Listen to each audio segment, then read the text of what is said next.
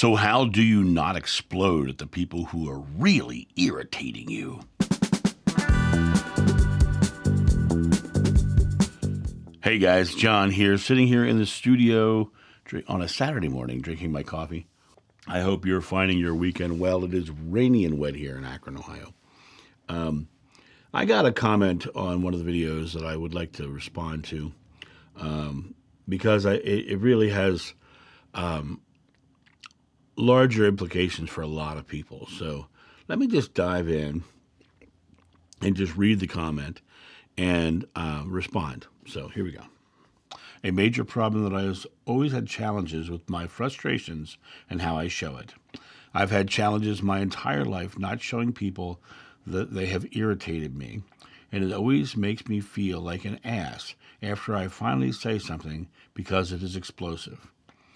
I have so much love for the ones in my life, and I do not understand why I get so frustrated.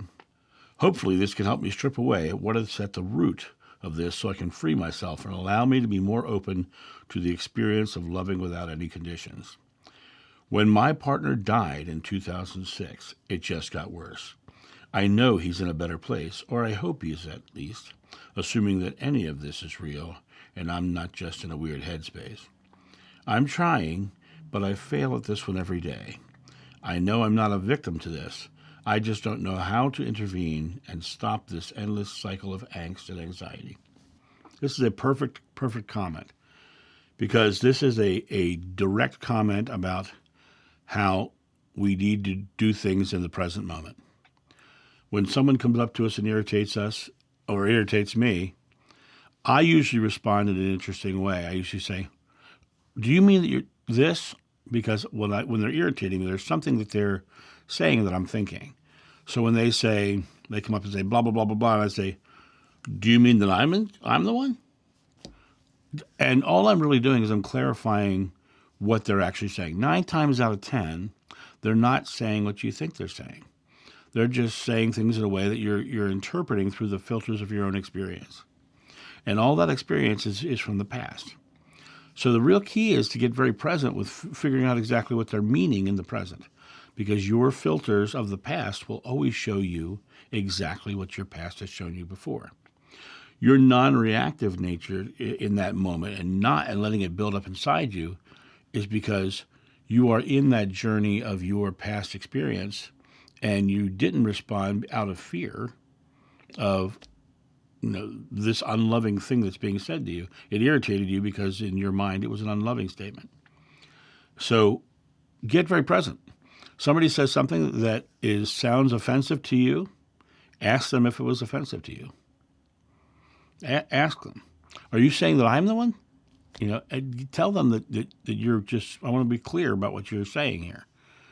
And the other thing is when you understand what they're saying, understand if they're being hurtful, it's to defend themselves because they're filtering through their own past experience.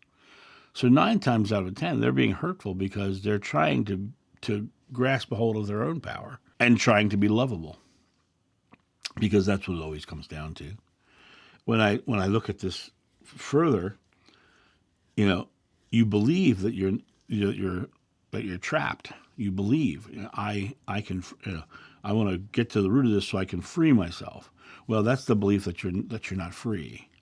The reality is you're choosing to not be free, and so you're experiencing captivity. And that's really the key to this. I am getting very present. I am releasing what they're saying. I've told stories in other videos about people in my face screaming at me, yelling at me, calling me terrible names. I exhale. That's the first thing I do, because the exhale is the thing that reboots you to your present moment. They say something, you release the fear associated with it. Because the reason you're not thinking and the reason you're not responding is because you're in defensive mode. Well, you wouldn't be in defensive mode if there wasn't a fear associated. So release the defensive mode simply by exhaling. Coming back to your prime space. Then ask for the information. Are you saying this because of this? Oh, and a lot of times they'll go, no, that's all I mean. Or sometimes they'll say, yeah, that's exactly what I mean. And then my response would be something like, Well, I'm sorry you feel this way.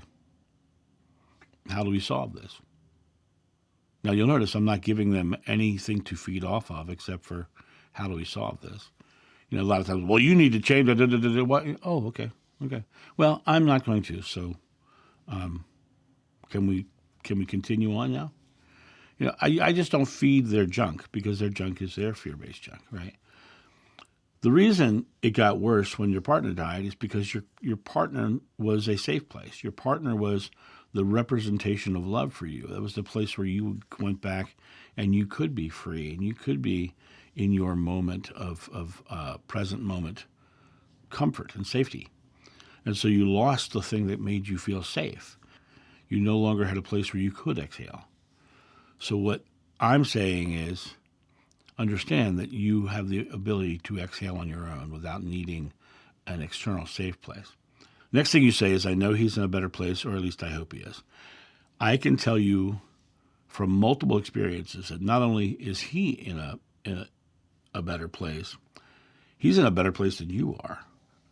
He is in a place that is completely loving, without fear or anxiety, any of the things that you're talking about here in the physical. He's experiencing that, and he wants you to experience your own empowerment. That's what this would be about. It would be about you stepping into your own empowerment, saying, no, I am this. No, I am this. I said on a live stream last night, somebody asked me what my religion was, and I said, my religion is, I'm not any religion. I am John. And so I am John is my religion. I'm just being me to my authentic self. That's what your loved one would want for you, is to step into your power and be you authentically and unapologetically. Someone says something that seems harsh to you, ask them what it's about. What's up? What do you mean? Come right into the moments. Get very, very present. Remember to exhale, because the exhale is what frees you from all the anxiety and stress. Because all the anxiety and stress is just the primal reaction to fear. It's a survival mode that our body goes into. Every parent knows it. They watch their child almost smack their head on the coffee table. They go, and they fill their airs up with the lung. Their body gets tense and tight, and they can't think correctly because now the only thing that matters is saving their kid, right? It's the same thing in this moment of irritation. You freeze up because fear is the great paralyzer. Fear is the thing that holds you back. Fear of not being loved and this complete affront to your love from somebody who's really irritating you. Can't we just all get along, right? That's the kind of feeling of this. At the bottom of this, you say, I'm trying, but I fail at this at this one every day. You will stop failing when you stop trying. Just get very present. I am living myself authentically and unapologetically. And anybody who comes into my experience who tries to irritate me, that's their problem, not mine. That's their issue, not mine. Right? Release attachment to what others think of you. Release the need for others' validation. Be in this moment and expect nothing but what you give. And so realize, if they're giving you something, you can choose to take it, but then you're living their life and not your own. Don't let anyone disrupt your peace, because what's inside of you is the kingdom of heaven. Come back to this space. And when you're back in this space, honestly, you're closer to your loved one anyway, because the less fear you have, you are closer to where they are. And so that's really the key, is for you to get very present, get very fearless, and don't take anybody's guff. You guys have a great day, and I'll talk to you soon. See you. Bye.